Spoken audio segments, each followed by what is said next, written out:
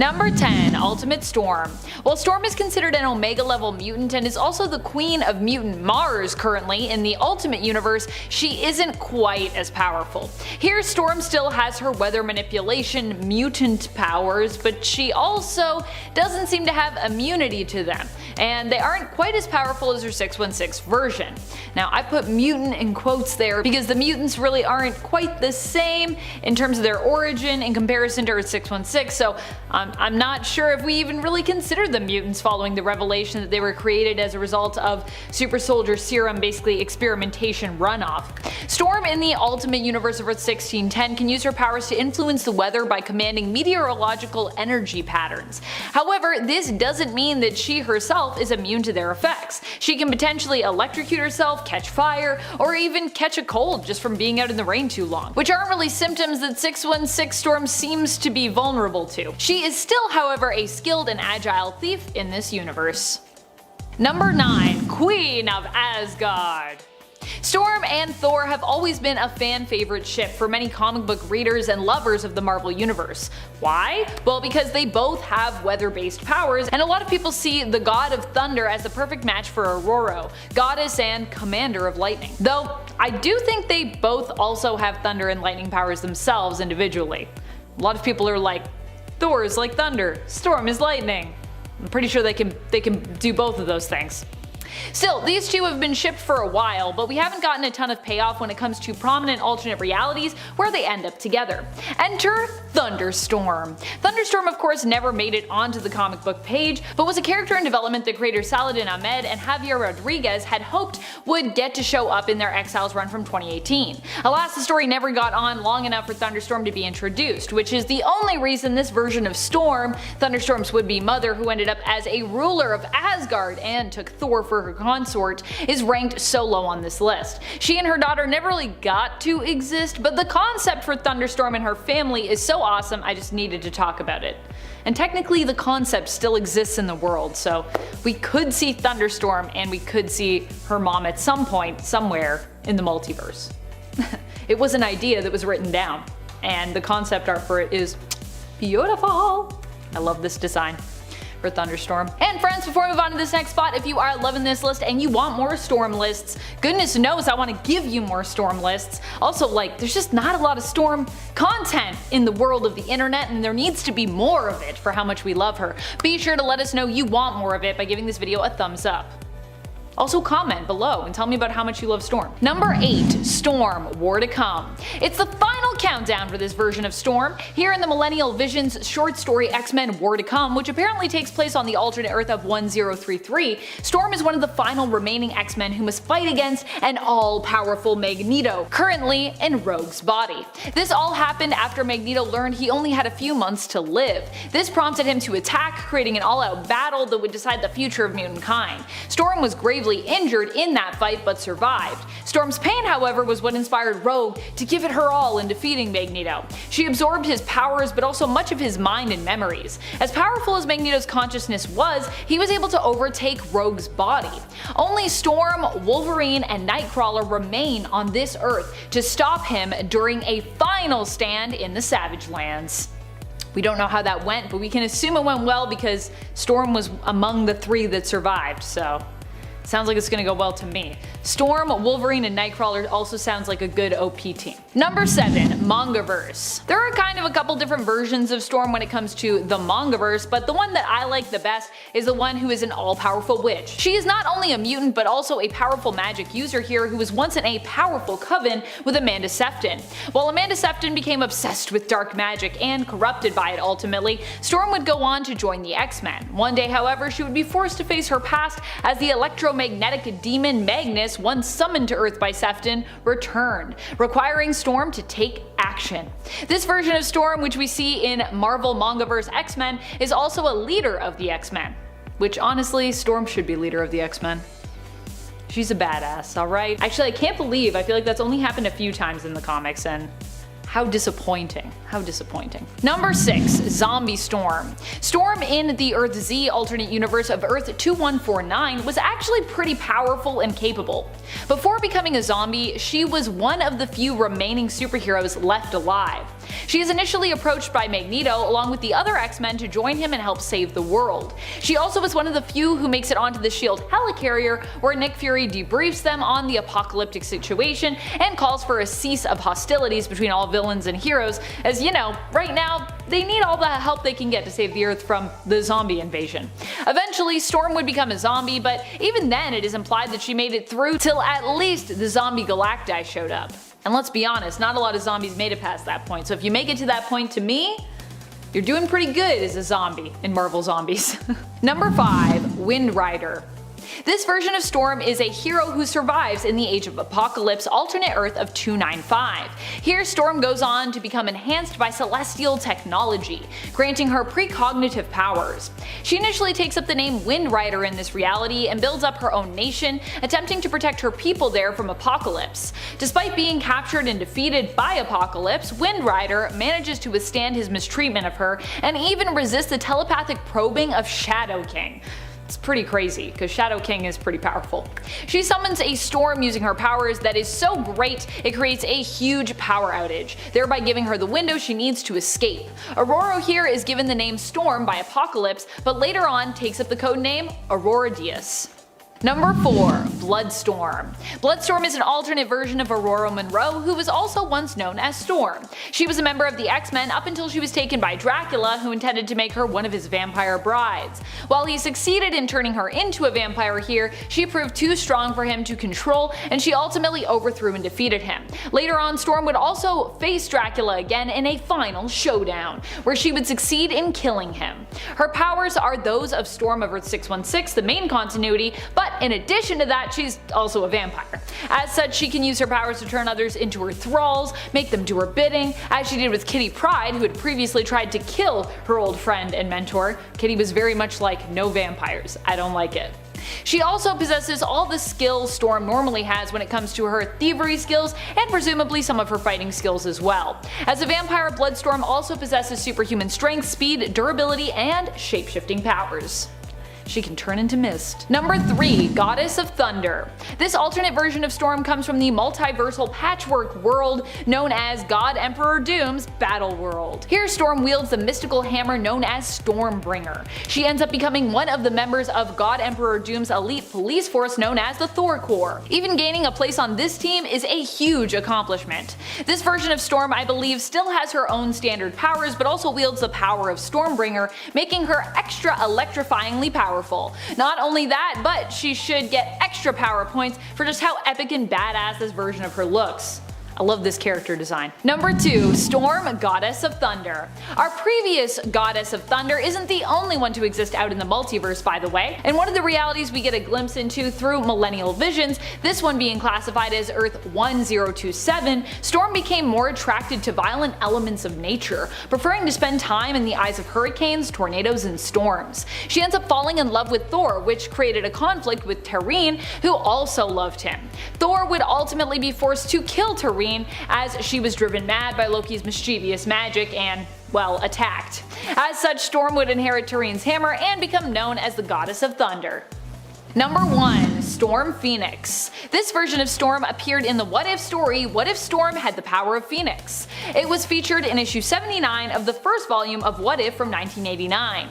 Here Storm ends up as the Phoenix instead of Jean, after she creates a tornado to save the shuttle she and her fellow X-Men are as it hurtles down towards Earth from outer space. The real Storm, like Jean, ended up gravely injured and basically comatose, kept in a pod under the sea, while the Phoenix took her place, becoming a sort of an imprint of her and itself melded together, the Storm Phoenix.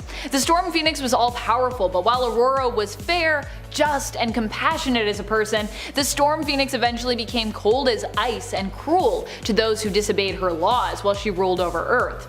Initially, life was basically like a paradise, but as her punishments became more and more unforgiving, the world slowly became a hell where those punished and those even in the vicinity were killed by vicious storms that the Storm Phoenix would unleash on them.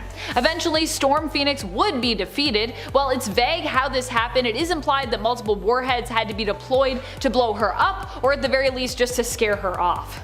So she is gone, but also it took a lot, because Storm Phoenix. Kicking off the list at number 10, Jade, aka Jennifer Lynn Hayden. She made her comic book debut in All-Star Squadron issue 25 back in 1983. She is the daughter of Green Lantern, Alan Scott, and Rose Canton, aka Thorn. Now after conceiving their children, Rose fled, fearing that she would harm them, right? So she gave them up for adoption and they were separated. Jenny Lynn, aka Jade, was adopted by a couple in Milwaukee in the suburbs. She didn't know she had a twin brother until her late teens. Surprise, nice. Once the two of them met up, they tried to join the Justice Society, but were rejected. But have no fear, the two of them joined other children of Justice Society and then formed Infinity Inc. And then Jade's powers are of course similar to her father's due to his exposure to magical energies. She's able to generate green energy and shape it into constructs according to her will, right? We all knew this. The sibling bond is a strong one. Jade and Todd both can communicate through a limited form of telepathy. It's a twin thing, you know? Number 9, Zatana. Appearing for the first time in Hawkman issue 4 back in 1964, Zatana is the daughter of Zatara. She's a stage magician and she's really good. Like, really good, because you know, she has actual magic abilities. So she makes a pretty decent amount of money with these shows, which makes sense. I mean, if I had these powers, I would do the exact same thing. David Blaine who? Bye. Her father helped out the Justice Society and the Justice League of America numerous times. He was like the magic guy on the team, although Zatana got the official membership. She gets her deeds done by speaking her spells backwards. Her mother is quite noteworthy as well, I'd say. So Zatana thought she had died in a car crash after her birth, but actually she's a Homo Magi, a race of magical humans that coexisted alongside Homo sapiens. And her name is Cinderella. She's from another dimension. How neat. The classic made you think I was in a car accident so I can fulfill my destiny with my own magical species scenario. Nice, classic. We've all been there. Number 8, Lord Chaos. Making his debut in New Titans Annual issue 7 back in 1991, Lord Chaos is the son of Donna Troy and Terry Long. Now, Donna Troy may have a pretty confusing backstory, but her son, Robert Long, isn't as crazy. So let me explain. He was born with the powers of a god, right? So with that, he ended up going a little bit mad, right? A little bit crooked. So he ages himself, kills his own mother, and then of course becomes the dictator known as Lord Chaos. Nice, dude. Awesome. Great plan. Yeah, his name sounded evil for a reason, so you were onto something. Inspired by the original Titans team, a group of super teens going by the name Teen Titans go back in time to kill Donna before Lord Chaos, the now evil world conquering god, was born. Not a bad idea. We love time travel, let's do it. But here's the fun part, Lord Chaos goes back with them in order to prevent them from killing his mother / him. Gotcha, there he goes. So Robert was still born, but thankfully the Titans of Myth stepped in and stripped the mother and child of these godlike powers. The Titans of Myth bringing along Lord Chaos, stating he will either learn or cease to be. Learn or cease to be. This sounds like my grade 12 math teacher. He'll either learn or he'll cease to be. Now look at me, ceasing to be. Sorry, Mr. Lake. Number 7, Maxine Baker. The daughter of Buddy Baker, aka Animal Man, has quite the abilities. In the pre-Flashpoint era, Maxine Baker wasn't a huge character, right? But she of course picked up some of the powers from her father, those powers being the ability to tap into the life web and control it. And with the new 52, Maxine got bigger and badder. She became the avatar of the Red, which sounds a lot cooler already. I mean, come on. The Red is another name for the life web. So Maxine can control every animal on Earth as well. And that's not all. She's super powerful, guys. She can also control the elements and create this Eldritch Blast. It's no wonder most of the time people are trying to get a handle on her powers. I mean, even she struggles with them. Controlling animals would be a sweet gig, eh? Imagine the practical jokes. Oh my god. Number 6, Thunder. Making her first appearance in Outsiders Volume 3, Issue 1, Thunder is the daughter of Black Lightning and Lynn Stewart. So Anissa Pierce had a pretty nice deal with her father, okay? The deal was that if she graduated from college, only then can she consider a career in crime fighting. And the night of her graduation, that is exactly when she donned the costume. It didn't take long for her to get approached by Red Arrow, who offered her a position in the Outsiders. Her father though, her father is like, no, you have to resign from these crazy people, I don't like this. And of course she said, no way, Jose. And then, when Savick came sniffing around again, her father actually helped the team out and her. And this was a cool time. This was the first time they had actually seen each other in action. What a moment that would be, eh? So Anissa was trained by Nightwing in combat. Nice. She's a trained doctor. Nice, hence the whole education before kicking ass deal. That plus her abilities to increase the mass of her body and become like immovable and super strength. Look out, you're toast. Number 5, Dawn Allen. You can probably guess this one by the name, yes. The daughter of super speedster Barry Allen, aka The Flash. She made her comic book debut with Adventure Comics 373. She's a fun one. She's actually born in the future during the first crisis. See, this was in the 30th century before the Legion stuff in the 31st century, right? So they had to hide their powers. They also go by the name of the Tornado Twins for good reason. They both obtained a small amount of super speed from Barry. So they rescued Wally West, and it was so badass. Like, they knew what they were doing. Just because they aren't as fast doesn't mean that they don't know how to get the job done. So the twins worked side by side, and when they combined their efforts, they were unstoppable. I mean, just these two crazy tornadoes coming at you. I mean, can you be more intimidating? I don't know. Number 4, Bruce Wayne Jr. He's part of the Super Sons, so I have to include him in this list, obviously. Bruce Wayne Jr. We go on over to the 1965 version of Bruce Wayne Jr. making his debut in World's Finest, issue 154. He's the son of Catherine Kane, and as you could have guessed, Bruce Wayne Sr. Yep. He's part of a duo called the Super Sons, and that name is pretty perfect for the gig. Definitely belongs here. Cited by Superman Jr., the two grew up together. I mean, the opening of their issues show them both reading up about their dads and all their crazy achievements. They even get married on the same day. I mean, these are life goals. I mean, I hope me and my super buddies do this one day. Or just me and my buddies get married one day, that'd be nice. My favorite part is seeing the two interact, right? Like Superman's powers, there's one point where Superman's not letting baby Batman down from a teeter-totter. And he's like, nah, I'm not letting you down till you admit that my dad's cooler than yours. And he's like, alright, I guess. And comes back down all shameful. Bruce Wayne Jr. actually grew up forgetting about his father's identity somehow, and then when he was reminded of it, he tried to capture a crook while disguised as Batman. I mean, yeah, if my dad was like, hey, I'm Batman, I'd be like, okay, what size is that? I can probably squeeze in there. It didn't go well for him, you know, the first shot. He didn't gather any evidence. He just went in raw. It wasn't great. So after an argument with his father, Bruce Jr. left to meet up with his other man, Clark Kent Jr. See, they're homies. They don't go too far for a reason.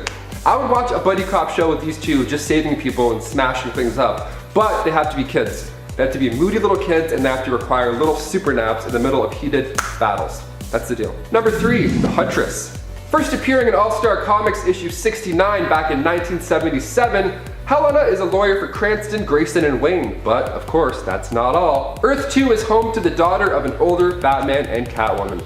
That's right, when she was only 19 years old, her mother, Selina Kyle, now a retired Catwoman, in the future, died in a tragic mishap, right? Now, to add insult to injury, this henchman, Silky Cernak, was the reason behind this photo that just popped up that shows Selina Kyle as Catwoman murdering a police officer. Not a great photo, not cool. If TMZ was around, they'd be like, oh my god, trending, BuzzFeed, let's do it. This is wild, right? So of course, Helena was upset and wanted to make things right. So she took a page out of her parents' book and became the Huntress. She went after Silky Smooth Cernak and got him arrested. Awesome. Her mother ended up being okay after all. Don't worry, yeah, it turns out she didn't even kill anybody. The photo was tampered with the whole time. Bad guys doing bad stuff. She kept the suit and eventually wound up on the Justice Society of America. See, if you want the truth, kids, you just gotta get a super suit and, you know, wrap some dudes in nets. It's easy. Just make them talk. It's easy. Number 2, Dina Drake, Black Canary. Flower shop owner by day, superhero at night. The classic life thing. She would work alongside Larry Lance before marrying him. How cute. I mean, he died by the hands of Aquarius, and then that forced Dina to move from Earth 2 to Earth 1 to start a new life, but cute nonetheless. But have no fear, it was in doing this that she met Green Arrow, and they of course hit it off. She has this really awesome ability called the Canary Cry, which is what I do when I, don't get what I want. Where basically she just screams really loud, knocking back her foes. It's a great combo with her fighting skills. Her origins are a little confusing. So before the Crisis storyline, there was a 1983 issue that had Starman taking Black Canary to the Thunderbolt dimension, okay? Where she sees a coffin containing Larry Lance and herself. Yeah, here's the scoop. So in the Justice League of America issue 220, it's revealed that Dina and Lance gave birth to a daughter. That daughter was cursed by a magician. The curse being that the child has an ear-piercing scream, so this baby was brought to the Thunderbolt dimension and then was made to believe that her parents were dead. And finally, number 1, Superboy, also known as Connor Kent or Con-El, made his debut in 1993 Adventures of Superman issue 500. So Superboy was created to essentially be a replacement for Superman, right? And they didn't ask me, how rude. So after Superman died fighting Doomsday, knocking him out, Project Cadmus then used Kryptonian DNA to make Superboy. So he's the son of both Lex Luthor and Clark Kent. What a weird combo. They wanted a new hero, they wanted to feel safe, so why not just make a clone of Superman? Easy peasy, right? It sounds fine. Cadmus wasn't able to get Superman's DNA, so they grabbed a human clone, made it look like him, and it turns out if you put a clone near the grave of a dead superhero, you absorb some powers. So Superman's bioelectric aura was absorbed by the clone and thus was given tactile telekinesis, which means you can simulate the powers of Superman for a small amount of time. He even rocked a high-tech visor to solve that problem, you know? He was cool looking, he knew what he was doing. The Metropolis kid wasn't a fan of being called Superboy also, so watch your mouth out there. And at number 10, the Founders. The West Coast Avengers debuted in their own self-titled comic, but the initiative to create a team located on the other side of the country was spearheaded in the Avengers, from a member of the team who wasn't even a part of the initial lineup, Vision. The android came up with the idea after the Avengers found themselves preoccupied and overwhelmed by the events of Secret Wars, with most of their heavy hitters tied up in other matters.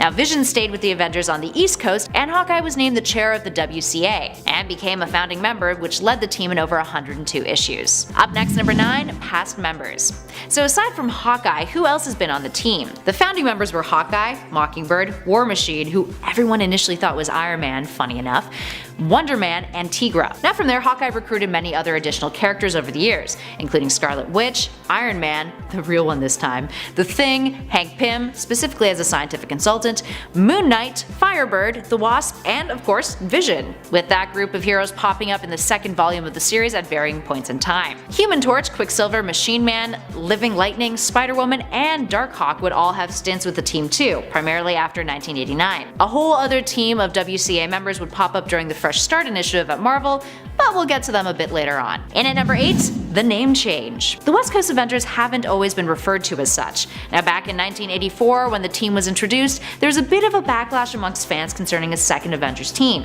It seemed kinda gimmicky. Oh, if those fans could see contemporary comics now. Now after several years leading into the 1990s, the WCA weren't the only Avengers team kicking around. So to ensure that fans and readers would not get confused, Marvel decided that the best thing to do was to change all of their Avengers titles, so that they could be found alphabetically next to each other at comic book stores. In other words, the team names were altered so that the word Avengers was the first word in their title. Now the West Coast Avengers were changed to the Avengers West Coast, a title which was eventually cancelled in 1994. And at number 7, the suicide attempt.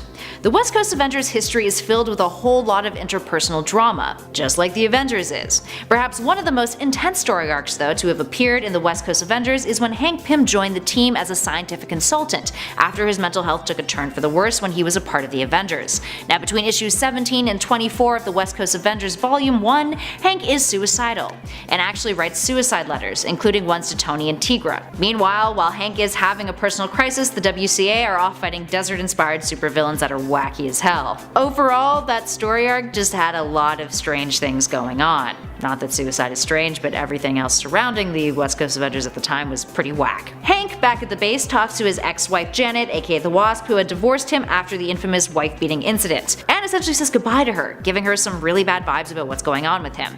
Then Hank gets a gun, puts it to his head, but before he can shoot, he's interrupted by Firebird, who talks to him into appreciating his God-given gifts. He then gets a little manic, and goes through a strange confidence boost calling himself Dr. Pym as his superhero alias, and then freaks out momentarily when he thinks Firebird is a nun. She reassures him that she isn't, and then they make out. Overall, not the best way to approach mental health issues, as we're very much aware. He challenges Moon Knight to a fight, then chickens out, and then goes off to help save the WCA, who are trapped in the past. It's a whole roller coaster of emotion for Hank. And at number 6, Ultimate Marvel. Of course the West Coast Avengers have an alternate version of themselves. This specific alternate can be found in the Ultimates Marvel universe. They are a secret team created by S.H.I.E.L.D. called the West Coast Ultimates that consisted of Vision, Quake, Wonder Man, Black Knight, and Tigra. And they've been through some pretty wild stuff. For starters, they were sent out to find Osama bin Laden, but failed when Wonder Man hulked out, and then the team had to fight him to settle him down. Now seeing this, Nick Fury decided that it would be best to put them all in stasis tubes, holding them until they were needed. Flash forward to the United We Stand storyline, in which the Children of Tomorrow, aka Reed Richards' fanatical cult, kills the US president and both houses of Congress, igniting a civil war. The state of California wanted to break apart and become its own country, but Steve Rogers, who had been elected president, denied them of it. So the state's governor decided to take the group out of S.H.I.E.L.D.'s custody and unleash them against the Ultimates, Earth's 1610's version of the Avengers. Moving on to number 5, A Fresh Start. In 2018, Marvel relaunched their comics with an event called Fresh Start. Now, Fresh Start saw the return of fan-favorite characters like Tony Stark, Steve Rogers, Thor Odinson, Bruce Banner, and Logan aka Wolverine. Many of these characters post-Civil War II had either died or moved on to something else, with legacy heroes taking their place and picking up their respective mantles. This relaunch also introduced a new incarnation of the West Coast Avengers. While Hawkeye still remained their leader, the second Hawkeye, Kate Bishop, was also on the team, along with Gwenpool, America Chavez, Quentin Quire, and Kate's boyfriend Johnny Watts aka Fuse. Johnny's sister Ramona Watts would also join up with the team during the series' run, and Kate's ex-boyfriend, Novar, popped up as well. And of course, Gwenpool would bring Jeff the baby landshark into the team in issue 8 after he first appeared in issue 7. And oh my god, Jeff the landshark is like one of the greatest things ever. Another really neat aspect about the comic is that its narrative is broken up by reality television style interviews, in which we see the characters divulge to a crew various thoughts, feelings, etc. concerning the missions they go on and their interactions with other team members. It's kind of a neat twist. Moving on to number 4, Representation. The Fresh Start iteration of the West Coast Avengers are a very diverse cast, to say the least. But not just when it comes to the color of their skin. Multiple members identify as part of the queer spectrum, making it one of the biggest LGBTQ titles in Marvel's recent history. Ramon Watts, aka Alloy, is dating America Chavez. And now it seems that they aren't the token queer characters in the series because Ramon's brother, Johnny, who has been dating Kate Bishop, has declared his attraction to Novar, Kate's ex, who also declared a mutual attraction. The final issue of the series contained a few panels of the television crew interviewing Kate Bishop, Novar, and Fuse, in which both Marvel Boy and Johnny reveal that they find the other one hot. Johnny says separately in his interview about Novar, "He's pretty hot though," and Novar in his says, "Well, she's with Johnny and I have to respect that. And I can see what she sees in him. He's hot." And then we get a panel in which Kate is being interviewed right after the crew inform her of what the two of her love interests have said, to which she responds, "Wait, have I ever even dated anyone straight?" To which the crew responds with, "Nope." Moving on to number 3, US Agent. While the Avengers generally refused to tango with the government, the West Coast Avengers were always open to the outside influence. As time went on, the US government became more involved in the team, to the extent that Hawkeye was actually briefly replaced as their leader by a Steve Rogers carbon copy, US Agent. Several members of the team quit because of this, and the West Coast Avengers actually gained more enemies due to his involvement. Eventually he was booted out, thankfully, but it did cause quite the stir up for the team at the time. Moving on to number 2, ForceWorks. Remember how we mentioned that Avengers West Coast was cancelled in 1994? Well, this is what was created to replace it. ForceWorks, a ridiculously 90s series that took the remains of the West Coast Avengers team, but was led by Iron Man, who wanted to establish a team that wouldn't only fight crime, but would also prevent disasters from occurring. Tell that to his Civil War self. Scarlet Witch was the leader of the team, which consisted of War Machine, Spider-Woman, Cybermancer, US Agent, Moonraker, and Wonder Man, who was later replaced by Sentry. This team's story arcs would eventually lead into one of the worst Avengers storylines of all time, Avengers The Crossing, in which it was revealed that Tony Stark was actually under the influence of Kang the Conqueror, but then it was revealed to actually be his future self, Immortus, in disguise. And then he was killed off altogether and replaced by a younger version of himself from an alternate reality. This then bled into Heroes Reborn, which was yet another highly disliked story arc. And finally, in at number 1, cancelled again. Clearly, cancellation is nothing new to the West Coast Avengers. The latest iteration of the West Coast Avengers, the Fresh Start Gang, were cancelled after 10 issues, ending with West Coast Avengers issue 10, much to many fans' dismay. But while the series is coming to an end, it seems as if the team will live on, guest starring in another Marvel series, Superior Spider-Man. Coming in at number 10 on our list, you can't go listing off members of the Justice League without somehow including Batman. In a superhero group consisting of aliens, metahumans, and even literal gods, somehow a mere human being named Bruce Wayne is capable of not only keeping up with the DC Universe's best, but does such a good job of it that he's considered one of the Justice League's most central and fundamental members. Add that to the fact that Batman's got a dossier for each and every member of the Justice League just in case they ever go rogue or find themselves compromised by supervillains, and Batman goes to show that knowledge is power even if he doesn't quite have any super strength of his own. At number 9, we've got our first Kryptonian hero of the list with the one and only Power Girl.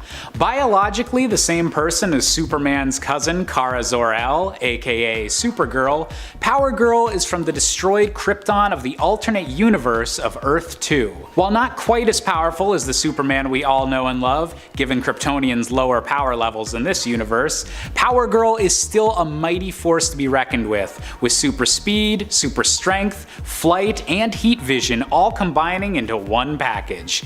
A benefit she has compared to both Superman and Supergirl is being immune to kryptonite, although magic's effectiveness against her is unfortunately still very much a worry. Nevertheless, Power Girl has shown many times over the years that she's far more than just a sex symbol, and has very much earned her place among the ranks of the Justice League. Coming in at number 8, we've got Hal Jordan, the Green Lantern. Originally a test pilot working for the military, Hal Jordan became a member of the legendary Green Lantern Corps after being gifted a ring by a dying member of the Corps, Abin Sur. Out of all the members of the Justice League, the Green Lantern's power set allows the most creativity, with Hal Jordan able to make constructs out of pure green light and willpower that can take the shape of anything he sees fit. Combined with increased strength and the ability to fly throughout the cosmos, the Green Lantern is an essential member of the team on any space-related adventures, and with the only limit to his constructs being his own willpower, the Green Lantern can be very tough to beat. Speaking of green and powerful cosmic superheroes, at number 7 we have the one and only J'onn J'onzz, otherwise known as the Martian Manhunter. The last son of Mars, because apparently the Justice League is all about hiring the last people from dying planets, the Martian Manhunter possesses many of the same strength and speed-based powers as other spacefaring heroes in the DC universe, but with one particularly impressive twist. He can change his body and appearance into any shape he desires, from impersonating humans and blending in on Earth, to creating clothing and weaponry out of his own molecular structure. With an incredibly tragic backstory that saw him losing both his wife and child during a civil war on Mars, J'onn J'onzz has since then spent his days protecting his new adopted planet of Earth and aiding the Justice League when evil arrives from beyond the stars. Coming in at number 6, we have a character that would definitely rank much higher on this list if his powers were a bit more stable. Please welcome to the stage Captain Atom. Originally a scientific volunteer named Nathaniel Atom, Nathaniel chose to take part in experiments at a research facility called the Continuum. Originally meant to pilot a special dimensional transfer vehicle during a cross-dimension experiment, Nathaniel was seemingly blown apart and atomized by radiation during the experiment, only to reappear moments later as an energy-based life form. Captain Atom's powers seem almost godlike to an extent, capable of manipulating matter and all of the energy fields associated with it, but with the Captain frequently needing to return to the Continuum whenever he'd begin having issues with remaining corporeal or maintaining control of his powers.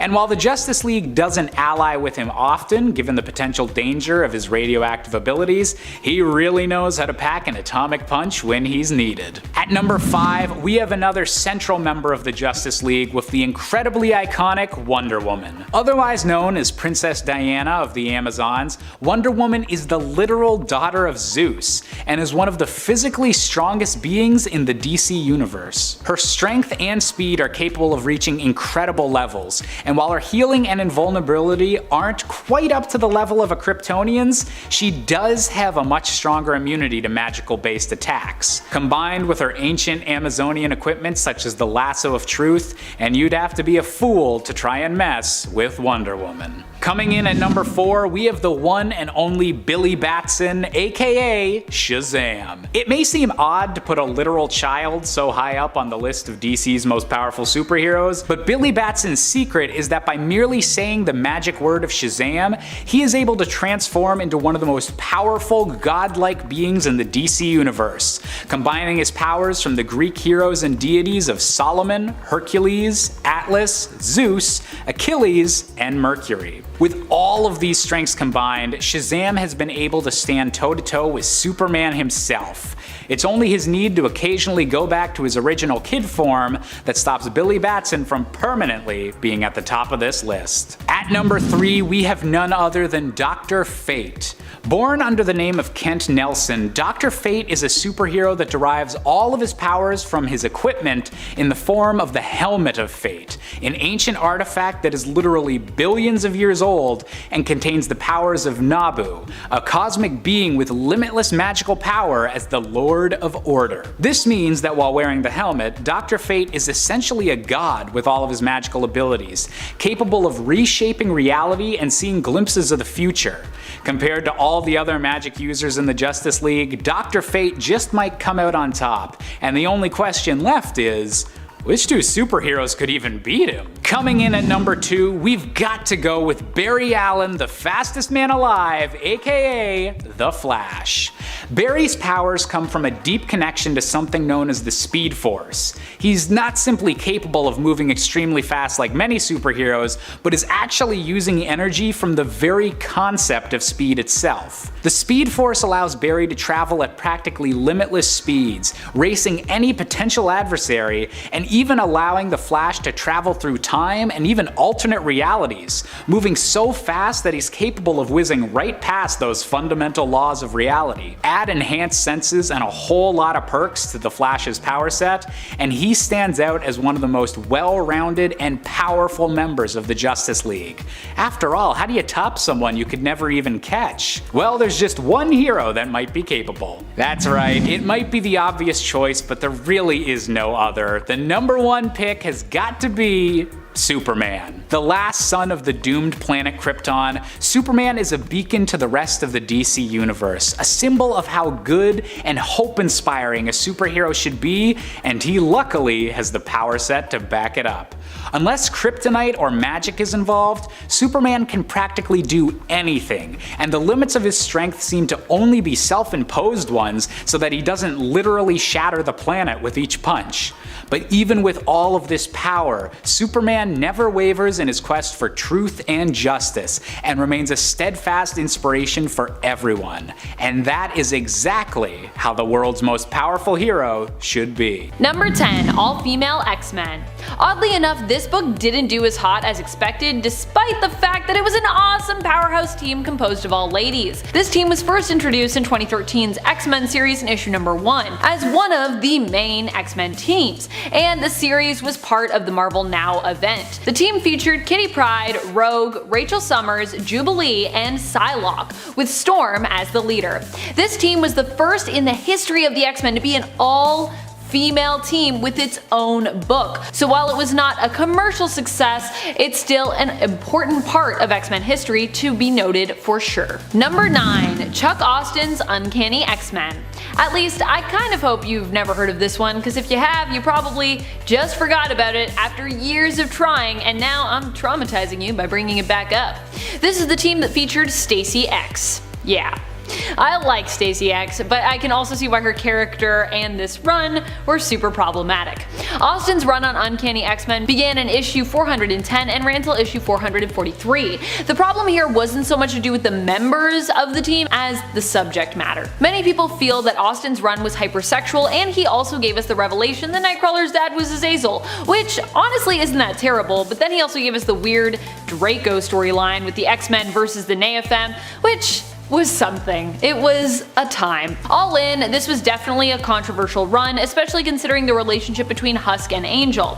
The team was made up of Archangel, Beast, Iceman, Nightcrawler, Stacy X, Wolverine, and Professor X himself to start, but it would later on feature Husk, Polaris, Northstar, Juggernaut, and Havoc. Before we move on to this next spot, just a quick little reminder to click that like button if you haven't already, it really does help us out. Number 8, Children of the Atom. You might not have heard of this one because it isn't even out yet, but this is one of the new teams and books that we had expected to see earlier this year, but due to the global pandemic was delayed and is now delayed again. Originally it was moved to January of 2021, but now we aren't expected to see it till April of 2021. 4 boy, that is a long wait. But just because they aren't around yet doesn't mean we can't talk about them. And if you haven't heard of this team yet, you might want to keep your eye out for when their book is released. Children of the Atom is a team of new teen mutants who are basically X-Men superfans and are trained by these very famous original mutants. Technically, the X-Men team was never meant to exist in Krakoa, as was just revealed recently in the comics, despite them having their own book as part of the Dawn of X line. I know, it's a little confusing. So it'll be interesting to see how the Children of the Atom, who are being advertised as kind of X-Men sidekicks, fit in exactly.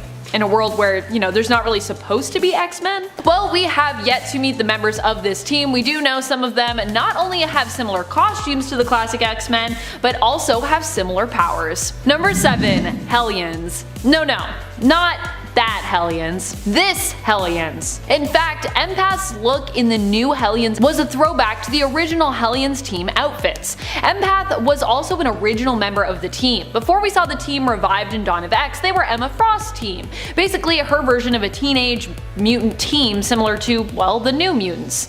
We're also a teenage mutant team. Every time I say teenage mutant team, I just want to say Teenage Mutant Ninja Turtles, but that's not what we're talking about. Although they are also a teenage mutant team. In comparison to the new Helens, these Helens were not as crazy, but were somewhat troublemakers, who had an ongoing, sometimes friendly rivalry with the New Mutants themselves. The team consisted of Empath, Beef, Bevatron, Cat's Eye, Roulette, Taro, Thunderbird, Jetstream, and Firestart. The team was first introduced in New Mutants issue number 16 in the 1980s and was disbanded in 2009 in the comics after most of them were basically slaughtered, victims of a surprise attack. The team has returned since, but the new Helens team only shares one member of the original roster, Empath. Number 6. X-Corporation. Many people may have forgotten the existence of X-Corporation since the organization was destroyed and became defunct back in the early 2000s, but they are coming back, so it's a pretty good time to remind everyone of their existence. Reminder, X-Corp is still a thing. This actually just happened in the comics during the Empire event when we saw for certain that Xavier had revived the X-Corp and that Monet and Angel seem to be running this branch of mutant affairs. X-Corp in the past has been a non-for-profit organization working to help mutants in their fight for rights in less bold ways than what the X-Men are usually up to. It also provided a place of refuge for mutants who needed it, until the global organization had their various branches targeted and blown up around the globe following the events of M-Day. X-Corp will be getting their own book in the Dawn of X line, which I am way too excited about. I just want to see Angel get a moment in the spotlight, you know? Many believe the book to have been cancelled, but Jonathan Hickman actually confirmed early in December that it is still very much a go. Number 5. X-Men The End. In this series, we saw a bunch of teams kind of come together, ending in one big one, and Chris Claremont's The End. I like this X-Men team as well because although she died pretty early on in terms of her appearance here, we also get a shout out at least to Dust. And Dust is such an underrated X-Men in my opinion. This comic also introduces us to the future daughter of Bishop and Deathbird, Aaliyah Bishop. The final X-Men team features Kitty Pryde, Wolfsbane, Karma, North Star, Dust, Martha Johansson aka No Girl, the Cuckoos, Cyclops, and a subgroup known as the Heavy Hitters, which features Wither, Frenzy, Polaris, Juggernaut, and Kid Colossus. Number 4. The Upstarts. Speaking of young mutant teams that are lesser known like the Hellions, we also have their straight up not friendly at all rivals, the Upstarts. The Upstarts were definitely a more villainous crew in comparison to the Hellions, just in general, as their whole goal was to basically kill mutants. The Upstarts were a mutant team created by Selene, the Black Queen of the Hellfire Club.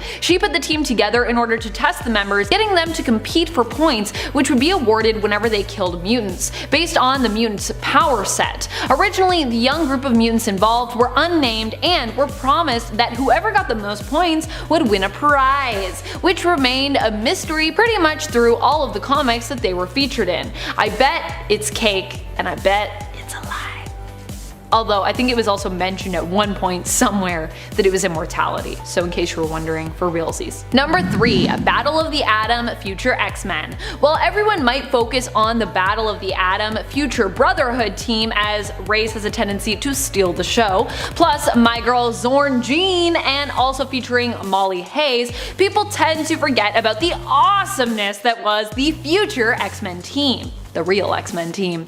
This team featured a much more skilled Iceman, who now was known as Ice Wizard, Wiccan, who had become Sorcerer Supreme, Chimera, who is believed to be Storm's daughter that she had with Black Panther, Shogo, Jubilee's son, known as Sentinel X, Colossus armed with Magic Soul Sword, Kid Omega as Phoenix, and Jubilee as Wolverine. Number 2. Extreme Sanctions Executive, the other XSE. This team also spiraled out of the team that we talked about previously on part 1 of this list, Extreme X-Men.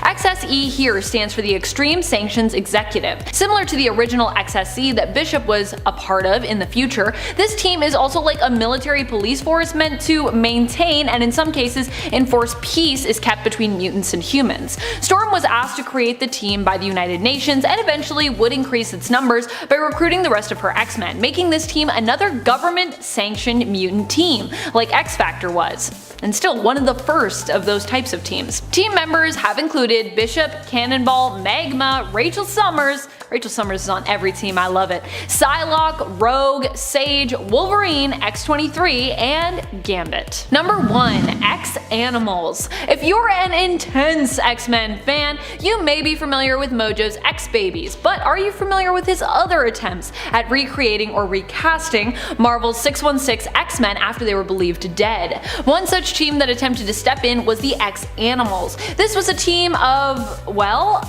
animals, who each took on the role of a different mutant member of the X-Men. We've got a skunk standing in for Rogue, a bulldog for Wolverine, a pig for Dazzler, a rabbit as Havoc, a cat for our Storm, which I kinda love, a bird, possibly a hawk as Longshot, an otter as Psylocke, and a gorilla as Colossus. Sadly, this team was not acceptable as a replacement in Mojo's opinion, and he got rid of them. But I'd love to see them return at some point, if that's possible. Number 10. Dark Avengers. The Dark Avengers were first introduced in their own comic book series in Dark Avengers issue number 1. Not everyone is a fan of them, because while they're kind of Avengers, they're also kind of go against a lot of the things that the original team stood for.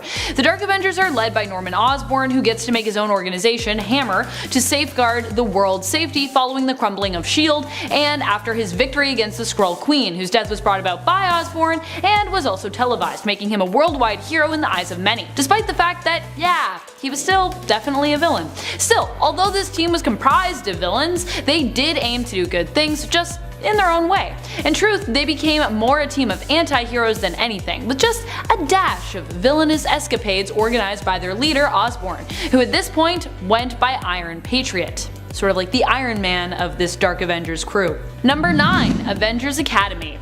Avengers Academy was a series that replaced the Avengers The Initiative series. As that series ended, this one began. The Avengers Academy team was a group of superpowered youths who were selected to be trained as new Avengers. Although originally the teens thought that they had been selected due to the promise that they showed, it was later revealed that they had been selected because of the great risk that they would ultimately become villains. In fact, 6 of the teens were actually working for Norman Osborn during the Dark Avengers Hammer Dark Reign days, and likely could have ended up being trained by him to become Dark Avengers, should that whole situation have continued to play out. However, when the Avengers found out about them, they instead decided to create the Avengers Academy in an attempt to repurpose and redeem those youths, so basically took them in themselves. Hank Pym acted as the headmaster of this academy, while Tigra, Justice, Quicksilver, and Speedball took on roles as teachers. Number 8. Secret Avengers.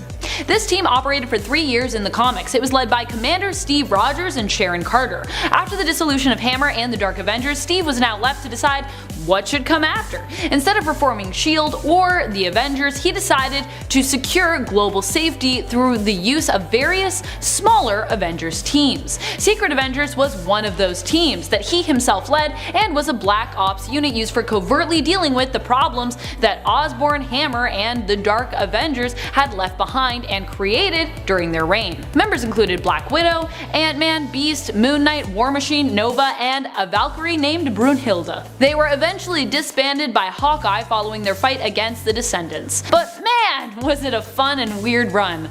Seriously, if you haven't checked out Secret Avengers, You should maybe do it. It's pretty strange. I kinda love it. Number 7. Mighty Avengers. Granted, there is more than one Mighty Avengers team, but for the purpose of this list, we're talking about Luke Cage's Mighty Avengers. This team of Avengers formed to look after the Earth after the main Avengers team was forced to roll out when the Builders threatened the entire universe. Yeah, that was a thing. Remember that? During the Avengers' absence, Thanos returned to Earth and the Mighty Avengers stepped in to protect their people and their planet. The team was led by Luke Cage and included such heroes as Spectrum, White Tiger, and Blue Marvel, as well as Superior Spider-Man, who at one point attempted to overtake leadership of the team, fighting Luke Cage for it. Number 6. AIM. I know what you're thinking. AIM? Wait, but what?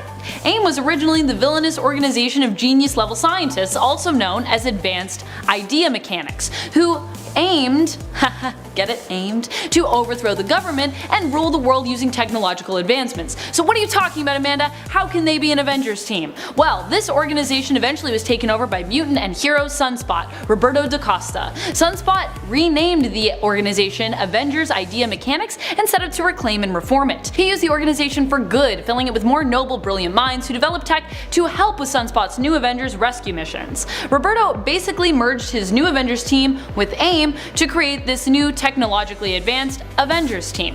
Previously, that new Avengers team was actually known as the Multiversal Avengers, and originally they were all about discovering the reason behind the gradual disintegration of the multiverse. Number 5. All New All Different Avengers. This was both its own new team of Avengers in a series, as well as being known as the name for kind of an entire Marvelverse soft relaunch, including a variety of spin-offs that took place in 2015, known as the All New All Different verse.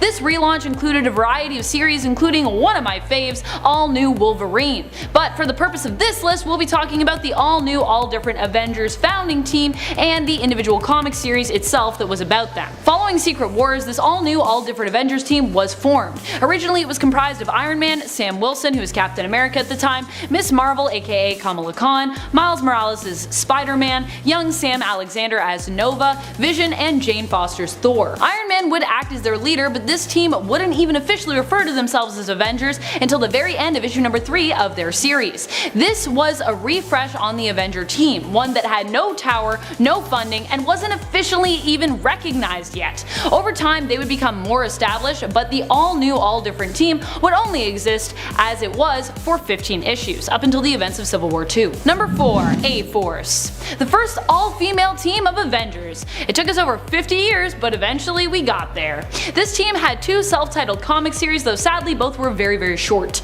The team was originally led by She-Hulk, and its members would include Captain Marvel, Medusa, Singularity, Dazzler, and Nico Minoru. A-Force originally took their name from the name for the defenders of the matriarchal nation of Arcadia on Battleworld, where She-Hulk reigned as a baroness. The team was created during the Secret Wars event involving Emperor Doom's Battleworld, and would continue to exist up until the events of Civil War II, when She-Hulk was put into a coma. It's kinda how that whole thing starts. Well, it's part of the start anyways. Number 3. The US Avengers. The US Avengers is a strange and eclectic team, but also a fun and patriotic one. They worked alongside S.H.I.E.L.D. but were also considered independent of the organization. This team actually coincided with another Avenger related one that I mentioned earlier, Avengers Idea Mechanics, the new AIM. Sunspot, who was operating under the popular alias of Citizen 5, led and created this team. It was comprised of a quirky yet popular group of heroes, including Robert Maverick's Red Hulk, Cannonball, Tony Ho's Iron Patriot, Squirrel Girl, Pod, and the time-displaced daughter of Luke Cage and Jessica Jones from an alternate future known as Danielle Cage, aka her alternate universe's Captain America. I love Danielle Cage, she's pretty cool. Number 2. Occupy Avengers. I almost said Octopus Avengers, which is not a thing. But maybe it should be a thing, I don't know, they could be a team, they're all octopuses. This series and Avengers spin-off was a small one. It consisted mainly of Hawkeye and followed his adventures on a path for redemption following the events of Civil War II. Let's not forget that it was Hawkeye's arrow that was deemed responsible for the death of Bruce Banner, although Banner had asked that Hawkeye mercy kill him should it be necessary. Although he was acquitted of all murder charges, Hawkeye still felt guilty and sought to make things right. His way of doing this? A more grassroots approach to heroism involving basically a community outreach.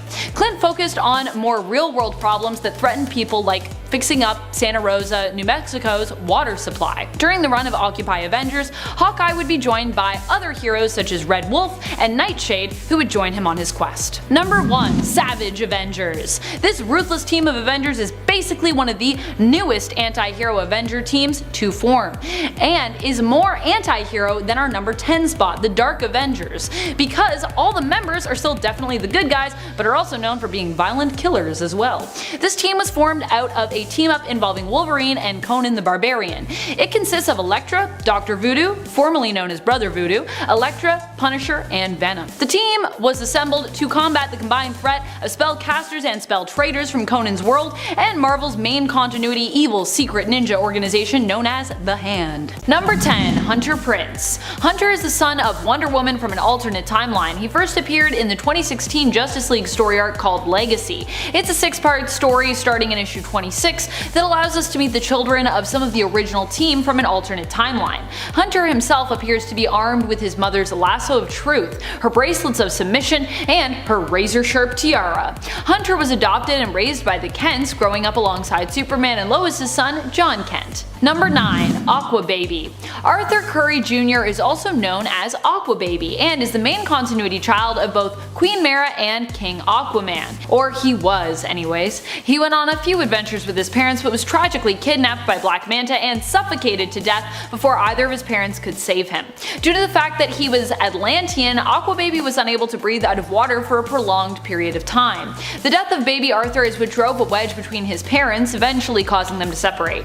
Though Arthur and Mara seem to be once again getting hitched, so perhaps we will also see a return of Aqua Baby, or more likely some other version of the character reintroduced to us. And before we move on to our number 8 spot, I just wanted to say thank you for watching, and if you want to help us out at the channel, you can do so by giving this video a thumbs up. It really does help. Number 8. Hyperman. Hyperman is the son of Superman and Wonder Woman from the alternate reality of Kingdom Come. He is also raised in part by Batman, who is basically like his godfather until he was kidnapped and spirited away.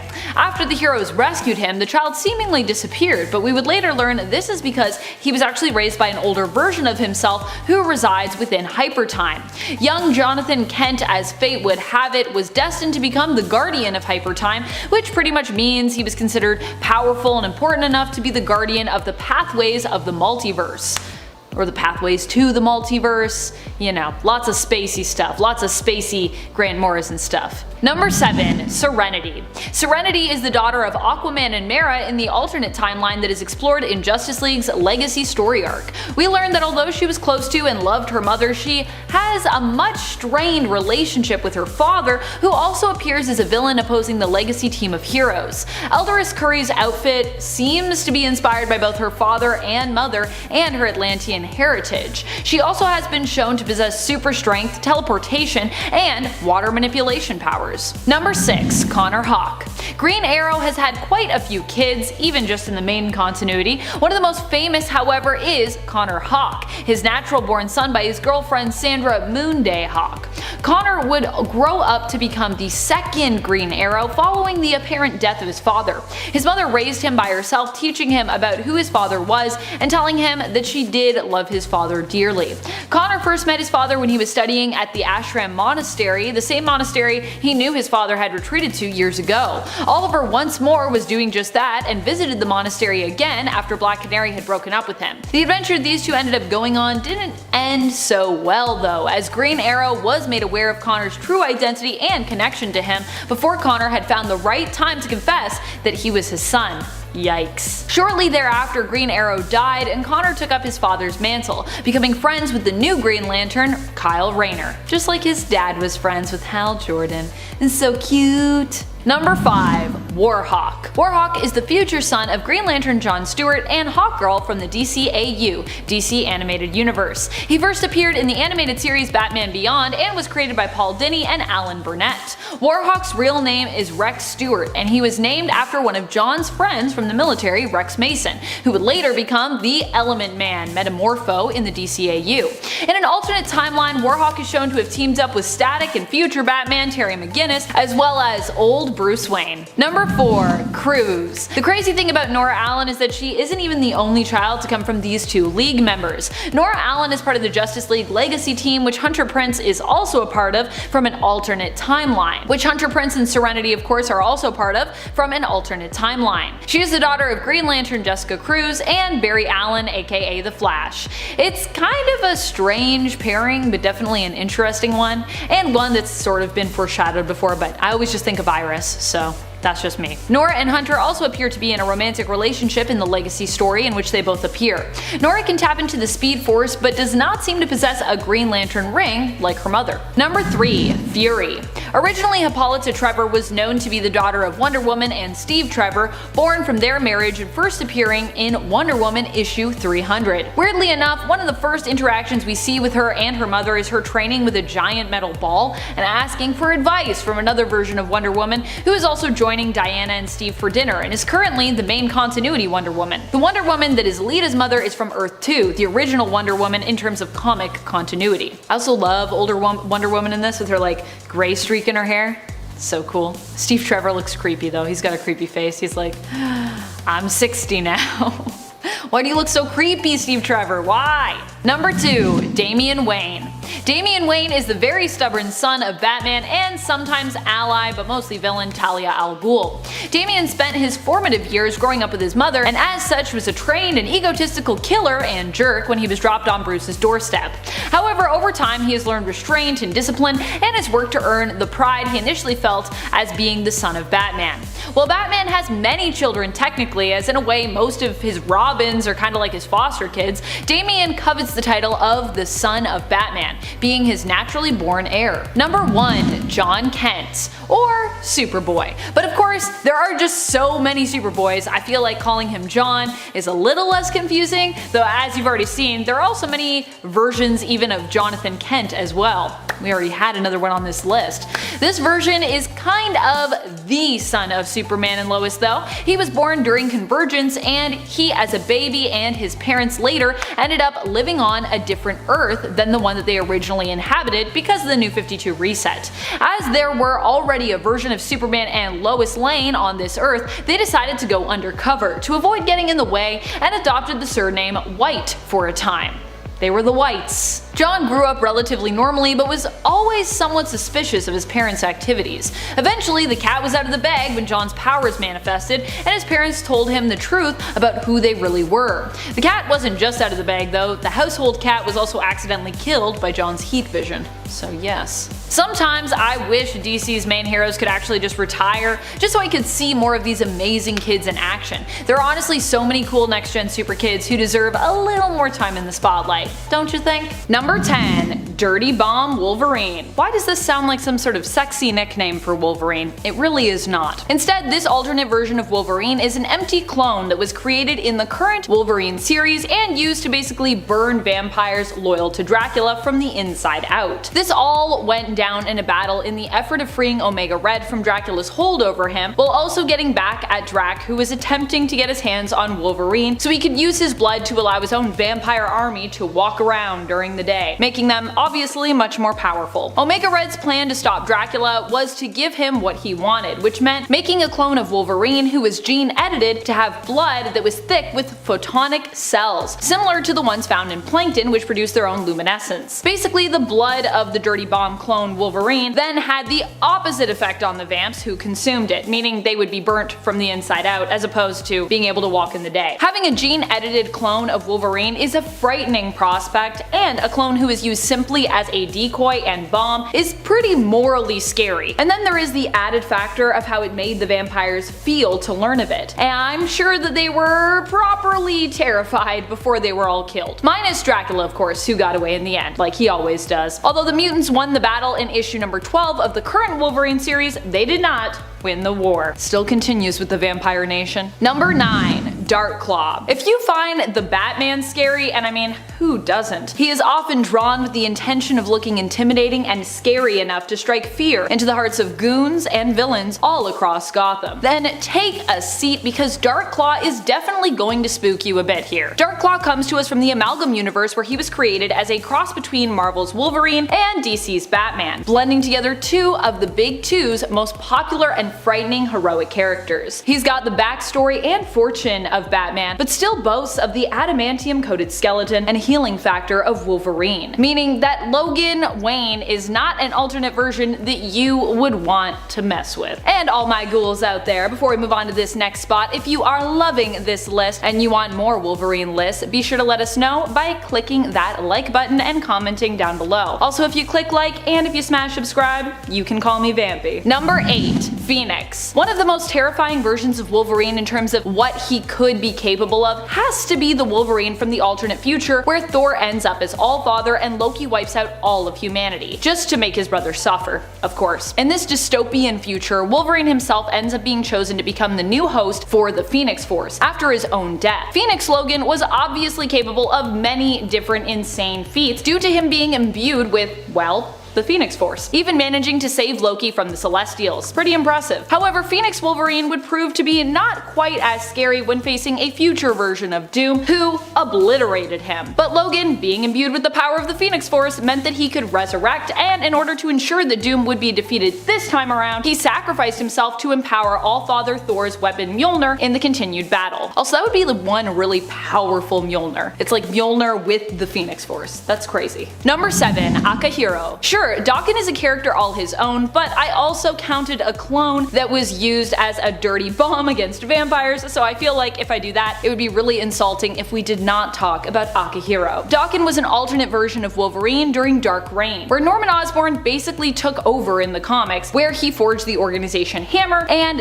his very own Dark Avengers. The Dark Avengers were made up of former and current villains repurposed and remarketed as Avengers replacements. Osborn actually tried to recruit some of the original Avengers after they'd been disbanded, but of course they pretty much all refused. They were like, we know you're Norman Osborn, so. Daken was recruited to be Dark Wolverine on the team, and while Akahiro might not be quite as villainous in the comics currently, at the time he was still pretty much one of the baddies. Daken is a terrifying alternate because he has less of a moral code than his dad, who already isn't known for his light touch when it comes to dealing with his opponents. Daken, like his father, is also a skilled fighter and assassin who was trained since he was a child to become a killer and a weapon for Romulus to use against Logan. Oh, and if you're not familiar with him, he also has pretty much all the powers of his dad. His claws are just a little bit different. Actually, Daken also has pheromone powers, so he's not really more powerful than his dad in terms of skill, but power set, just saying. Number 6. Wolverine Noir. Jim Logan is one of the noir versions of Wolverine that we see in the Marvel Noirverse. Another shows up in the XMen Noir series, but with a different backstory and also kind of a different name. He's a bootlegger, but the one we're focusing on here is a detective. Honestly, a lot of the noir versions of heroes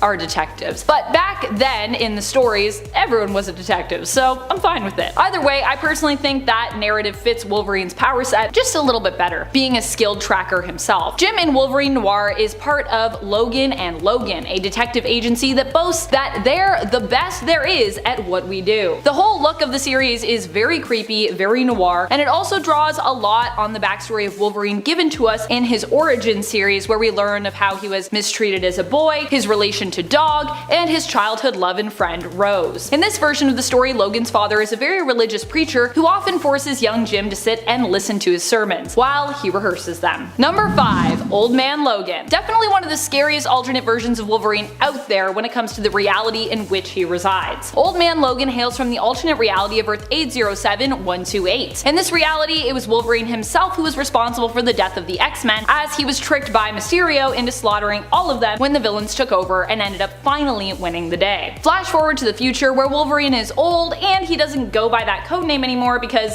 well, it brings back pretty painful memories, which he still is haunted by to this day. Instead, he's simply known as Logan. But even though he tries to stay away from heroics, retiring, and even settling down with a wife and kids, he can't seem to escape his vigilante ways. After his family are killed when he is late to pay forced protection money to the Hulk gang, Logan himself seeks revenge, inevitably and gruesomely freeing pretty much everyone from the villainous nature of deranged Pappy Banner and his inbred family. That Hulk gang Oh boy. Number 4. Cancerverse Wolverine. We don't know that much about Cancerverse Wolverine, who hails from the Earth of 10011, but we do know, like many others who hail from this reality, Wolverine here is horrifying to behold, and he is part of the XMen, spelt ExMen. In the Cancerverse, death was completely eradicated, which you might think would bring about a sort of paradise in the cosmos, but instead this change had, well, the opposite effect, mutating everything into one big horror show. Turns out death wasn't quite as bad as we all thought, and that life, left unchecked, is actually horrifying. Who would have guessed? Number 3. X-24. In the film Logan, X-24 was an even more deadly clone than X-23. This was a clone version of Wolverine genetically engineered to be as powerful as Wolverine in his prime, perhaps even more so, and who was much more easy to control and manipulate. Not as free thinking and just more of a straight up berserker. So basically like Wolverine without any of his moral code at all, or any inhibitions. This made X-24 the perfect weapon to be used against Wolverine himself and escapee Laura, aka X-23. It took a lot to take down X-24, and his perceived strength and ruthlessness in the film made him a terrifying nemesis to watch. I don't know about you, but I got so anxious every time he showed up on screen in that initial watch through of Logan.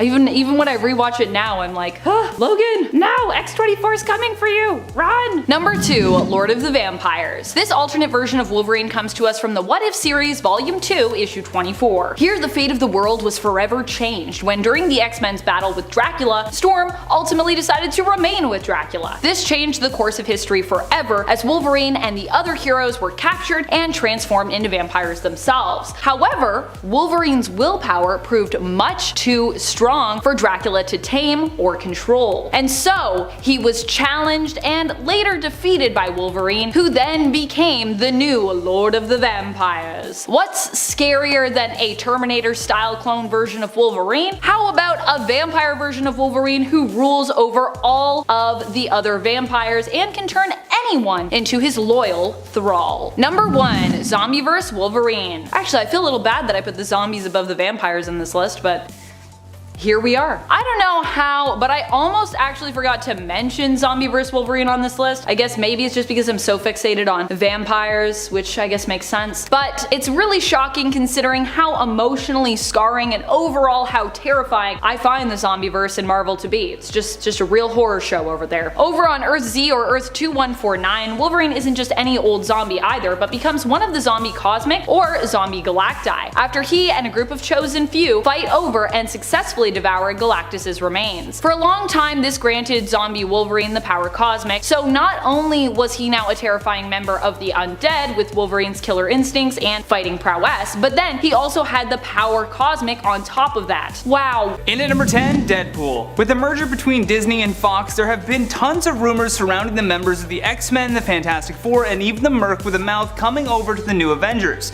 The most likely is Deadpool. He has a history with the Avengers, and the only thing that Disney executives have to work out is translating the R-rated star into the more family-friendly audience of the MCU. According to online rumors, Deadpool is set to appear in the end credits scene of Black Widow, spoiler alert, and therefore will be joining the new team of Avengers very soon. We are still waiting on Kevin Feige to confirm, but he did note that the movie is happening with a whole new lineup of Avengers, which is pretty exciting. And it's actually even more exciting news that we'll continue to speculate on throughout the rest of this list. In at number 9, Hulkling. Word on the street is that Marvel is casting for Teddy Altman, aka Hulkling, for an upcoming project that we can only hope is the new Avengers team. Based on a report from Geeks Worldwide, this young Avenger should be joining the cast of WandaVision at some point. The other reason why there is good speculation for Hulkling to be joining the new Avengers in regards to the MCU is the upcoming release of the new Avengers Empire comic. In the comic, Hulkling will lead as the star coming to end the beef between his people, the Kree, and the Skrulls. The fact that this comic book release date is lining up so perfectly with an intro to the MCU means we are hopeful that Teddy will finally get his shot. In at number 8, Songbird. Her real name is Melissa Gold. She was a troubled runaway from an alcoholic father and a mother that was locked in prison. Due to her needing to survive on the streets, Melissa developed a hard edge to her personality that she would later use to her advantage when becoming a professional wrestler, the Screaming Mimi. Her transition to the new Avengers was a bit of a bumpy road to say the least. Under the supervision of John Garrett, Songbird infiltrated S.H.I.E.L.D. as a double agent. When her cover was finally blown though, she admitted her betrayal and thus became a triple agent after siding with Bobby DaCosta. still a good member to the New Avengers. In at number 7, Squirrel Girl. Her real name is Doreen Green, and whether you like it or not, she is a valued member of the New Avengers. Moving away from the MCU for a moment, Squirrel Girl undoubtedly has a big fan base and has proved her worth many times. She is a former member of the Great Lakes Avengers, and when Luke Cage and Jessica Jones needed a babysitter, they hired her. I mean, bit of a slap in the face considering all that she has done in the comic books, but hey, she's still considered to be a New Avenger team member. In at number 6, Enigma. Also known as Pod and now Pod 2, Jokinen was an ethnically Finnish Norwegian girl. Due to her proximity of the Pod system armor crash landing, she was bonded to the suit and remained in a cocoon that was later discovered by the Advanced Idea Mechanics, or AIM for short. At first she quickly defeated the Avengers, but soon she was captured by them before Bobby DaCosta took over AIM. Over time and after some successful missions, Pod would become Sunspot's bodyguard and member of the New Avengers. Dr. Tony Ho, whom Amanda mentioned on the first part, became increasingly fascinated with Pod and even started to fall in love with the person inside of that armor. How sweet. In at number 5, Power Man. His real name is Victor Alvarez, and he was born and raised in the brutal world of Hell's Kitchen, New York City. As a child, Victor's father was a criminal and therefore sent to Seagate Prison as a result. So he didn't exactly have great role models per se, other than his mother that raised him. After the Mighty Avengers were shut down, Power Man along with White Tiger followed each other to join the newly rebranded AIM team, which would in part become the New Avengers. Victor would fight side by side with this team for many adventures, but ultimately he felt that he was neglecting his home neighborhood for far too long. So we may not see much of Victor Alvarez in terms of MCU, but he definitely had a great stint with the New Avengers. And maybe he'll come back. Who knows? Just speculation. In at number 4, Wiccan. Billy Kaplan had an interaction with the Avengers at a very early age. While he was dealing with bullies at his school, Billy turned to the Avengers mansion in seek of help. He briefly met his hero, the Scarlet Witch, who told him that he could take care of himself, and boy oh boy did he take care of himself. I mean, Billy chose to stand up to his bully right when his electrokinetic powers started to emerge. With powers like this, he was already set to follow in the footsteps of Doctor Strange, becoming the next Sorcerer Supreme. In the comic books at least, Kaplan and Strange meet when Doctor Strange enters a dimension wherein all past, present, and future sorcerers have gathered. Aside from that, Kaplan was a full-time superhero as part of Roberto's team of New Avengers. In at number 3, Kate Bishop. Much like how Billy Kaplan was following in the footsteps of Doctor Strange, Kate Bishop was the third character in the Marvel comic books to take on the Hawkeye mantle following Clint Barton. Allegedly, she will also be a featured character in the upcoming Disney Plus series Hawkeye, which makes perfect sense if you're priming her character to join the New Avengers. Throughout these series, it's believed that Barton will train Kate Bishop following the events of Endgame. Seeing as though he's become Ronin, this leaves the Hawkeye position wide open. Some have also speculated that Lila Barton will essentially be the new Kate Bishop, but at the end of the day, that's up to Marvel's writing team. In at number 2, Iron Lad. With the introduction of Harley Keener in Iron Man 3 and then a brief appearance at the funeral in Endgame, it's clear that they were warming audiences up for Iron Lad. Especially considering the brave sacrifice that Tony Stark made, the opening for the next Iron Man is available and the only possible prospect to fill in is Harley. Now clearly the comic books are much different than the storyline that the MCU is putting forth, but they rarely do stuff like this for no good reason. So with that in mind and all of the advanced tech that we saw Harley working on as a kid, it's clear to see that Iron Lad will be one of the newest Avengers. Last but not least, on our number 1 spot, Shang-Chi. From the moment Shang was born, he would be raised to become a deadly assassin by his father. Even in his sleep, he would be subjected to alchemy and a virtual reality feed that taught techniques while he slept. Following the events of Avengers vs. X-Men, Captain America and Iron Man were looking at expanding their team to make it bigger and stronger than ever before. This saw the addition of Shang-Chi, who was one of the first picks for this new Avengers initiative. In terms of the MCU, he is already set to star in his own solo film called Shang-Chi and the Legend of the Ten Rings. Number 10, Deadly Genesis. We can talk about different X-Men and mutant teams here, but I'd also like to touch on some of the rosters as well that you may have forgotten about. This one might be due to selective memory loss, or it could just be because you haven't read the story yet. We are talking here about the X-Men Deadly Genesis limited series, which revealed the next team sent into Krakoa after the X-Men team we know went missing. This team wasn't necessarily a bad one at all. In fact, all of these mutants are kinda super powerful, but they were all basically introduced in this short series, which didn't really help to make us care as much about them as we could have. All in all, this story just had a very early 2000s feel to it. Not that that's a bad thing. The Deadly Genesis X-Men team were a group of kids that Moira McTaggart was trying to help out. She didn't even really see them as students, and then Charles recruited them and turned them into X-Men. The team consisted of Sway, Petra, Vulcan, and Darwin, who have all recently reappeared in the Dawn of X this line, in case you were wondering where they made their first appearance. Number 9. Xavier's Security Enforcers. One that we might forget about every now and then is the mutant team that Bishop originally belonged to from the alternate dystopian future that he hails from. I believe this Earth is 1191, but I could be mistaken on that. Didn't even write down my Earth number. Bothers me. This mutant team is known as the XSE, which stands for Xavier's Security Enforcers. If you know Bishop well and you're a big fan, you likely know this team well, but for those who are new to the character, you might not know about this group of enforcers. The point of the team that Bishop was part of was to preserve the long-dead Professor Charles Xavier's dream, where mutants and humans could exist in harmony, living peacefully together. Bishop has even been known to wield specific future equipment, which he got from XSE, although we haven't seen them in a while.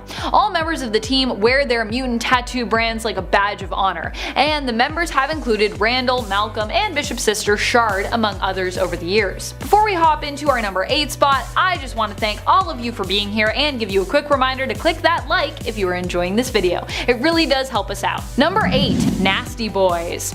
You might remember the original villainous Marauders team, but do you remember Mr. Sinister's Nasty Boys? Don't worry if you have, because I will never let you forget. Well, both the Marauders and Nasty Boys teams are villainous teams. I couldn't have an obscure mutant team list and not seize the opportunity to remind you all of the Nasty Boys, so here we are. I also just love this name for the team. I personally always read Mr. Sinister with like the most outlandish, flamboyant, yet manipulative pseudo-English accent, so for me it's very fitting that he decided to name his team this.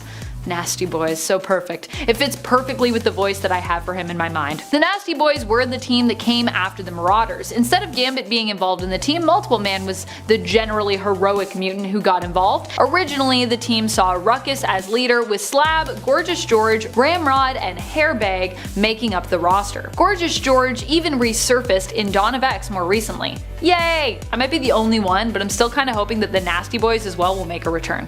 Bring them back. Bring them back. Number 7. Outback. When it comes to X-Men rosters as teams, one of the best but shortest running roster is the Outback team. This era for the X-Men team lasted less than 25 issues, but was still so good that people still talk about it today. Now, if you missed this one and you've never heard of it, it's one that you actually probably should read. Not one of my silly points, more one of my serious and beloved forgotten teams on this list. The team started off in issue 229 of Uncanny X-Men, with Storm, Wolverine, Rogue, Colossus, Dazzler, Longshot, Havoc, and Psylocke on it. We'd also see Jubilee introduced during this roster's time together. The Outback team is noted as being one of the best rosters for the X-Men when it comes to having a group who truly feel like outsiders. Also, you get to enjoy the Inferno story in this run, which is bizarre and magical, so you're welcome for that. Number 6. ExCorp. No, I'm not talking about the X Corporation, which has yet to come out, but is still coming our way. Thank goodness. I thought that book was going to be firmly cancelled, but fortunately it has been revived. I'm so ready for X Corporation, let's go. When we talk about ExCorp, we are talking about Banshee's team. He formed this team after Generation X disbanded, and most of the team were composed of that era of mutants. This team was made up of former villains turned heroes and was created to act as a police force basically for the mutant community. Joining Banshee were the Blob, Avalanche, Fever Pitch, Jubilee, Husk, and M, aka Monet. The X-Men team actually did not approve of this team's creation and actually attempted to get Banshee to disband it. In the end, Mystique infiltrated the team and liberated its members, especially the villains, who were being manipulated into behaving heroically by Mastermind under Banshee's orders. Number 5. Extreme X-Men. This X-Men roster marked the return of Chris Claremont to the X-Men in a full-time capacity. Extreme X-Men Volume 1 is a series that started in 2001 and ran till 2004. It was a team that featured my girl Rogue as the leader, woohoo, which you know I'm all about. The original Extreme X-Men roster also featured Beast, Psylocke, Bishop, Storm, Sage, and Thunderbird on the team. Lifeguard, Gambit, and Slipstream were also added to the mix throughout. This team was originally brought together to find Destiny's premonition-filled diaries, but of course along the way was distracted by many other imminent threats. as you do when you're on an X team. Number 4, Generation Hope. This one is from the 2010 series Generation Hope and was under Cyclops' banner ultimately following the events of Regenesis. Though the team itself was led by mutant messiah Hope Summers, and its roster consisted of No Girl, Pixie, Primal, Sebastian Shaw, Transonic, Velocidad, and Zero at that time. Though originally Hope's team started pre-Regenesis as just being 5 mutants including Hope herself, with Velocidad, Oya, Primal, and Transonic on the team. The team was a search and rescue group who were brought together as they were acknowledged as being 4 of the 5 lights on Cerebra. Hope basically triggered the rebirth of the mutant gene, activating these mutants. The 5th light was what they sought and kind of why they came together, heading to Tokyo, Japan. Zero was the mutant they sought, who would eventually join the team, although originally would be antagonist. Number 3, X-People. You probably forgot about this team just because their name is, well, super forgettable, but they are actually from a very memorable alternate universe, the MC2, or also known as Alternate Earth 982. This Earth is the home of the beloved Mayday Parker, aka Spider-Girl, now known as Spider-Woman. But you know what's not so memorable from that universe? Their version of the X-Men. I mean, I get that X-People is meant to be gender neutral, more inclusive, but is that really the best name they could come up with? There has to be something that isn't X-Men that is better than that. I mean, I know there is because we have dozens of other X teams with the letter X in them that are way more catchy than X-People. Because of the Earth it is set in, X-People is a team of originally younger mutants who are now older and taking on the role of leaders, mentors, and teachers. Actually, here Jubilee is the team leader, with her core team roster including Simeon, Angry Eagle, Torque, and Spanner. Number 2, Factor 3. Factor 3? That sounds like some kind of toothpaste. This is another villainous team composed of mutants but led by an alien known as Mutant Master. You might not remember it because it was only around for a few issues and also first appeared way early on in X-Men issue 28 back in 1967. This team popped up a few times and would often force mutants into doing their bidding, often mind-controlling Banshee to attempt to kidnap or help kidnap Professor X. What a wacky time it was. Fortunately, in issue 39, Factor 3 was defeated for good and hasn't bothered the X-Men since. So we haven't seen them for a really long time. Number 1, Lightning Force. This X-Men team comes to us admittedly from an alternate reality, which might be why you've never heard of it before. But once you learn about them, you'll likely wish they had remained forgotten. Lightning Force is an X-Men team that we come across in the Exiles, who themselves belong to Earth 597. They are basically the alternate Excalibur team from their reality, a reality where the Axis won World War II. Think you know where we're going with this. Their roster is almost as surprising as the whole idea for this team. We have Herr Xavier, who helped to create the team through experimenting on them.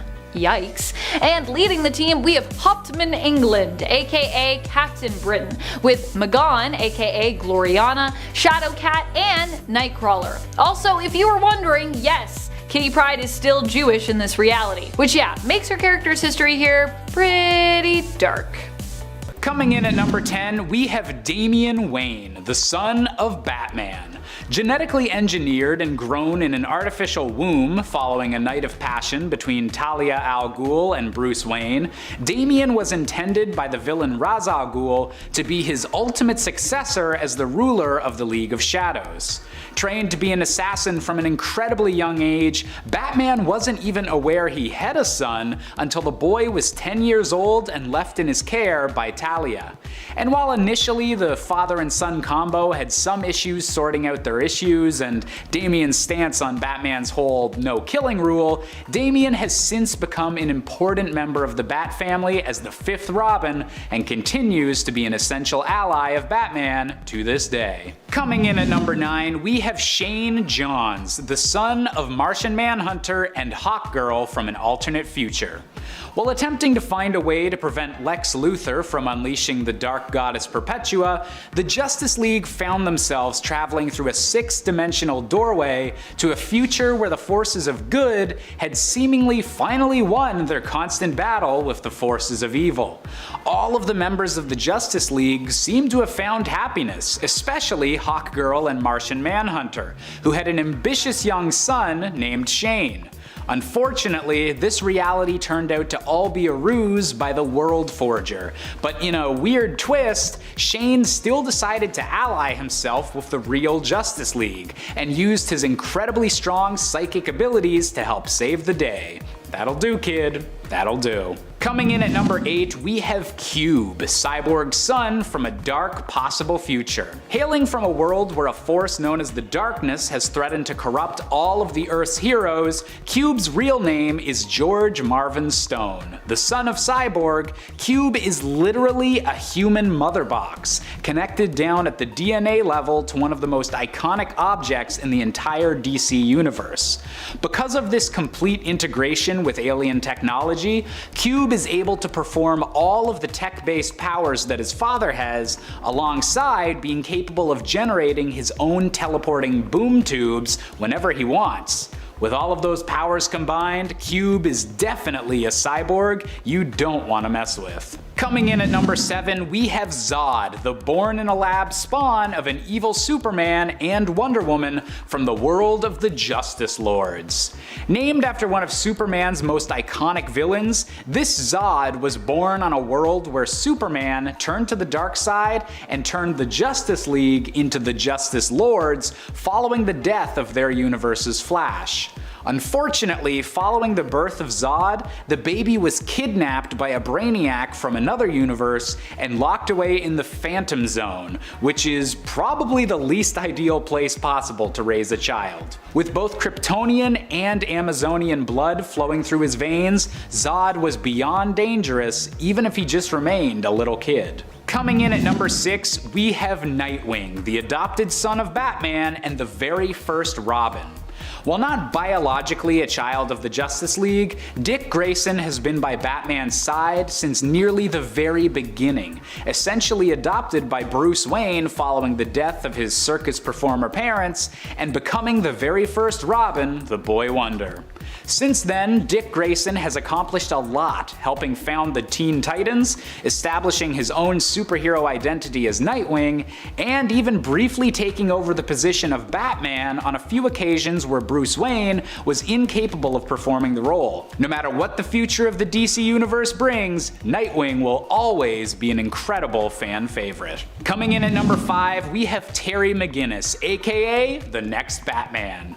Originally appearing in the beloved animated series Batman Beyond, Terry was the sarcastic and wisecracking next-generation Batman in a dystopian future Gotham, led by an elderly and retired Bruce Wayne.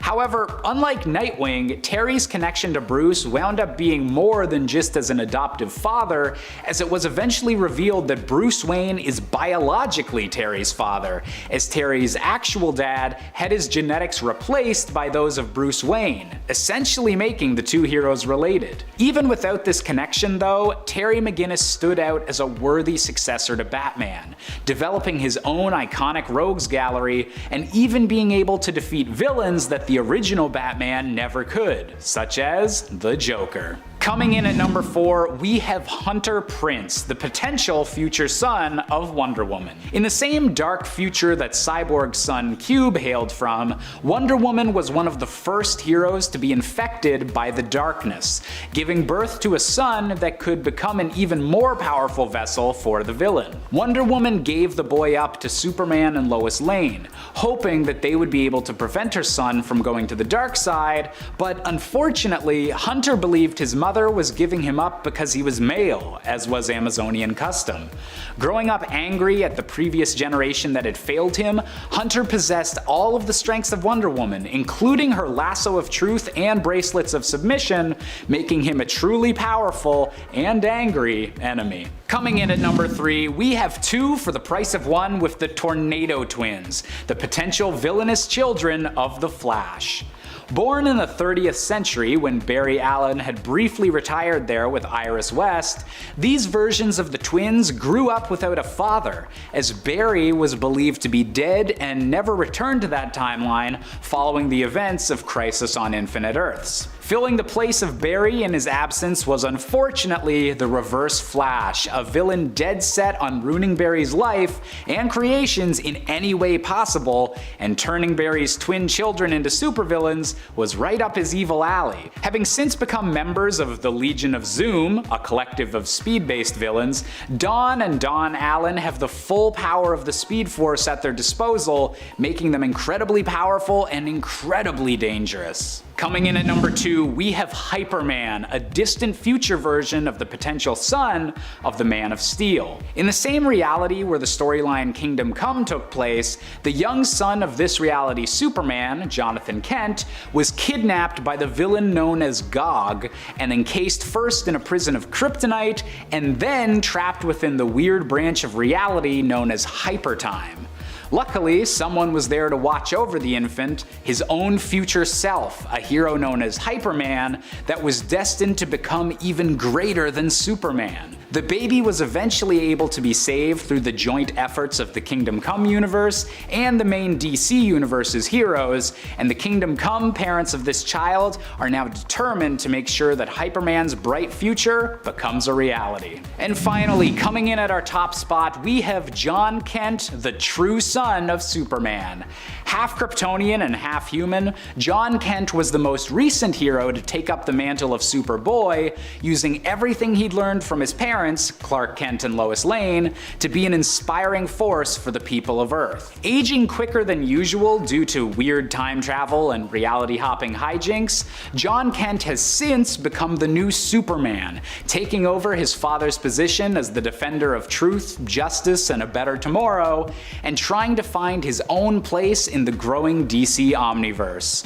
And to make things even more interesting, Batman has even theorized after examining Jon's DNA that the unique combination of human and Kryptonian genetics in his blood might mean that he could surpass even his own father when it comes to power once he's fully grown. All of this is to say that Jon Kent is, in my opinion, the most powerful son of the Justice League.